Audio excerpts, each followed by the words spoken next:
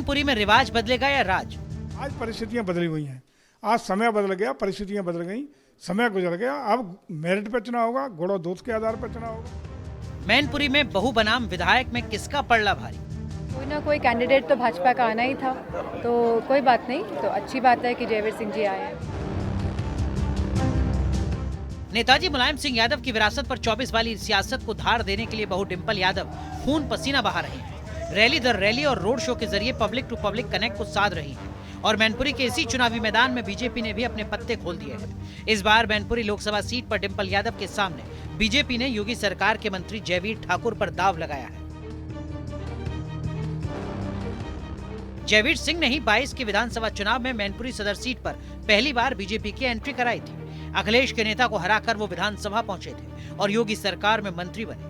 इस बार यादव दुर्ग को फतेह करने के लिए बीजेपी ने उनके कंधों पर बड़ी जिम्मेदारी सौंप दी। लोगों ने श्रद्धांजलि, आदरणीय मुलायम सिंह जी बड़े नेता थे, सब लोगों के प्रिय भी थे, सभी लोग गए, सभी राजनीतिक दीवारें तोड़ के लोगों ने उन्हें श्रद्धांजलि देने का काम किया।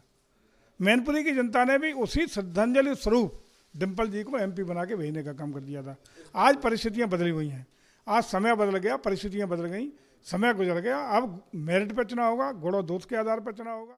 यूपी की सियासत के मजे खिलाड़ी ठाकुर जयवीर सिंह मौजूदा वक्त में योगी सरकार में मंत्री हैं। उनकी गिनती कद्दावर नेताओं में होती है। फिरोजाबाद से ताल्लुक रखने वाले ठाकुर जयवीर सिंह को बीजेपी ने मैनपुरी के मैदान में इसलिए उतारा क्योंकि उन्हें मैनपुरी की अलग अलग विधानसभा सीटों पर समाजवादी पार्टी का तिलिस्म तोड़ने का तजुर्बा है। ग्राम प्रधान से विधानसभा चुनाव में दस्तक देने का दाव उन्होंने नेताजी के अखाड़े से ही सीखा था।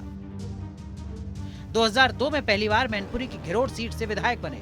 2008 में दूसरी बार विधायक बने और यूपी सरकार में मंत्री बने। बीजेपी में शामिल होने के बाद 2022 में मैनपुरी सदर से टिकट मिला। मैनपुरी सदर से जीतने के बाद दोबारा यूपी सरकार में मंत्री बने।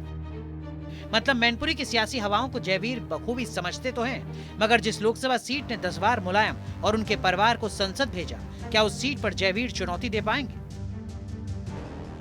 मैं समझती हूँ समाजवादी के कार्यकर्ता और पार्टी के सभी लोग ज़मीन पे हैं और कार्य कर रहे हैं, और कोई ना कोई कैंडिडेट तो भाजपा का आना ही था, तो कोई बात नहीं। तो अच्छी बात है कि जयवीर सिंह जी आए हैं।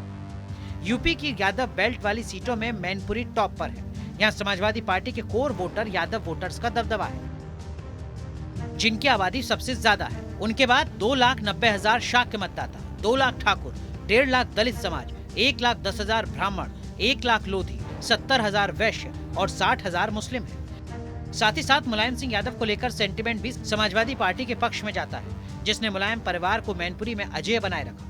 मोदी लहर के बीच भी मैनपुरी का किला समाजवादी पार्टी बचाने में कामयाब रही थी। ऐसे में विधानसभा के धुरंधर को उतार कर बीजेपी ने बड़ी बिसात बिछाई है। Team news nation.